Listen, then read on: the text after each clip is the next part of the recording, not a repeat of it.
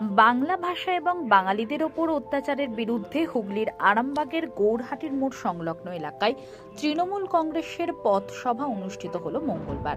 ছিলেন chairman Samir Bhandari, vice chairman Mamata Mukherjee, Trinamool নেতা ভোলানাথ ঘোষ সহ একাধিক কাউন্সিলর ও অন্যান্য নেতৃত্ব, কর্মী, সমর্থকরা।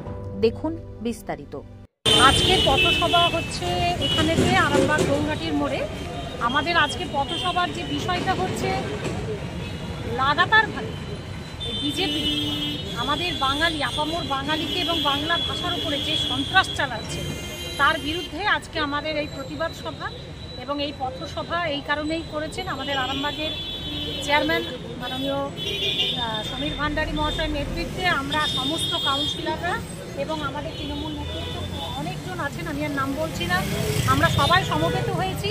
এই যে জঘন্য চক্রান্ত, এই যে বাঙালিদের ওপরেতে এভাবে নির্বিচারে অত্যাচার হচ্ছে ভিন রাজ্যেতে, যেখানে গেছেন আমাদের অনেক পরিযায়ী শ্রমিক আছেন, তাদের উপরেতে কোনো কিছু না জানিয়ে তাদের উপরে অত্যাচার হচ্ছে এবং বাংলা ভাষাকে যে কোনোভাবেতে ছোট করার একটা প্রয়াস, যে চক্রান্ত, গভীর চক্রান্ত বিজেপি সরকার করছেন, আমরা তার তীব্র প্রতিবাদ জানানোর জন্যই আজকে এই পথসভার আয়োজন করছি। দেখা গেছে আপনারা এখানে পথসভাতে যেটা বিক্ষোভ বা প্রতিবাদ করছেন, সেখানে চাঁচলেতে রবীন্দ্রনাথ ঠাকুরের যে ছবি সেটাকে পড়ানো হয়েছে তৃণমূল ছাত্র পরিষদের তরফ থেকে, কি বলবেন? দেখুন, আমার এই খবরটা কিন্তু এখনো আমি জানি না, আপনাদের মাধ্যমে আমি প্রথম শুনলাম। যে বা যারা করুক, সেটা তৃণমূল হতে পারে, বিজেপি হতে পারে, সিপিএম হতে পারে, কংগ্রেস হতে পারে, কবিগুরু রবীন্দ্রনাথ ঠাকুর তিনি শুধু বিশ্বকবি। আমাদের ভারতবর্ষে তিনি প্রথম পুরস্কার এনেছিলেন, নোবেল পুরস্কার, যার জন্য তিনি কালজয়ী। এবং তার যে রচনা, তার যে কবিতা, তার যে গান, তার যে সমস্ত কিছু, উপন্যাস, তার ছোট গল্প আমাদের আজকে এই বাঙালিকে সমৃদ্ধ করেছে গোটা বিশ্ববাসীর কাছে। তাকে যারা করেছেন আমি জানি না, আপনাদের কাছ থেকেই শুনছি। যেই করুক, তিনি আমাদের দলের হলেও অন্যায়টা অন্যায়, এটা আমরা মমতা বন্দ্যোপাধ্যায়ের কাছেই শিখেছি এবং এইটা নিশ্চয়ই সম্পূর্ণভাবে তদন্ত হবে, হয়ে এটার ঠিক নিয়ে এটার ব্যবস্থা নেবে।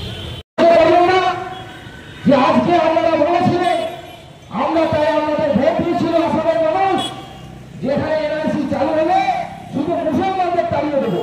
তাহলে যদি তারা মুসলমানদের তাড়িয়ে দেয়, তাহলে আজকে 20 লক্ষ হিন্দু বাঙালি যারা ডিটেনশন ক্যাম্পে ঢুকে আছে, বৈষ্ণবাদীকে করবেন না।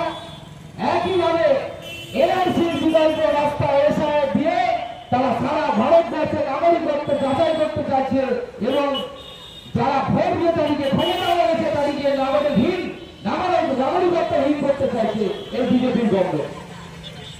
তাই সিদ্ধান্ত আমাদের, আমরা এই এলাকায় বড় হয়ে আমরা পিতা মাতা গুরুজনদের আশীর্বাদ নিয়ে বছরের পর বছর, মাসের পর মাস এই এলাকায় বড় হলেন। আমরা এই এলাকায় জল হয়, বড় উঠলেন, আপনাকেই ঘুরে প্রমাণ করতে হবে যে আপনি দেশের নাগরিক। সিদ্ধান্ত আপনাদের বিষয়। আবার এখন কি দেখা যাচ্ছে, অনেকেই দেখা যাচ্ছে, সোশ্যাল মিডিয়া খুললেই দেখা যাচ্ছে, ফেসবুকে বড় বড় করে দিচ্ছে যে আমি হিন্দু বলে গর্ববোধ করি, আমি হিন্দু বলে গর্ববোধ করি। আরে আমিও হিন্দু, এবং নামটা দেখে ঠিক হয়ে যাচ্ছে, ভোলানাথ ঘোষ হিন্দু বাড়ির ছেলে, বংশ পরম্পরা, আমি হিন্দু। এখানে অল্প কুশারি আছে হিন্দু, এখানে আমাদের ভাইস চেয়ারম্যান আছে হিন্দু, সভাপতি আছে, কাউন্সিলর হিন্দু, আমরাও প্রত্যেকে কিন্তু হিন্দু পরিবারের ছিল। কিন্তু আমাদের তো সোশ্যাল মিডিয়াতে বড় বড় করে ন্যাশনাল নামে বা যে প্রোফাইল পিকচারটা দেওয়া হয়েছে সেখানে লেখা রয়েছে যারা বিজেপি করে, যারা আরএসএস করে, তারা সেখানে পরিষ্কার করে লিখছে কি আমি হিন্দু বলে গর্ববোধ করি। কেন হয় তাদেরকে ছিল, কিন্তু কারণটা আমাদের বুঝিয়ে বলি।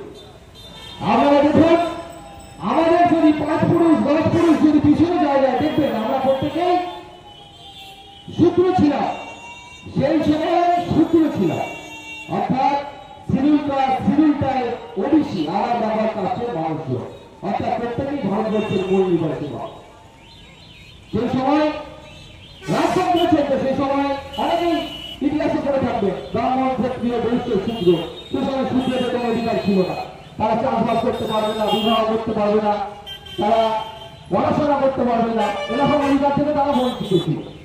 তথাকথিত হিন্দু ধর্মের যে কনসেপ্ট এই মুহূর্তে বিজেপি আরএসএস ভারতবর্ষের বুকে যেটা চালার চেষ্টা করছে, সে তাদের এক গুরুদেব আছে MS গোয়েলকার, তার bunch of third we are hour nation, এই বই দুটোতে তিনি পরিষ্কার দিক নির্দেশ করে গেছে কিভাবে ভারতবর্ষকে হিন্দু রাষ্ট্র বানাতে হবে। কারো বুঝতে হয়তো বাকি নেই যে বিজেপি গভর্নমেন্ট সারা ভারতবর্ষে কি করতে চাইছে, ভারতবর্ষটাকে হিন্দু রাষ্ট্র বানাতে চাইছে।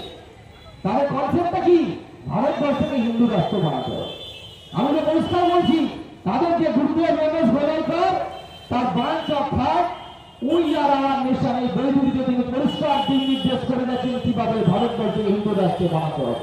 ভোলানাথ ঘোষকে দীর্ঘ বক্তব্যের মাধ্যমে এলাকার মানুষ তথা সংগ্রামী মানুষ যারা বাংলা ভাষায় কথা বলে, যারা বাংলা ভাষাকে মাতৃসূত্রতম জানে, যারা কবিগুরু রবীন্দ্রনাথের কথা জানে, তারা বাংলা ভাষাকে সম্মান দিতে জানে, তাদের জন্য বিশেষ করে বাঙালিদের জন্য লড়াই আজকে বিজেপি সরকার যে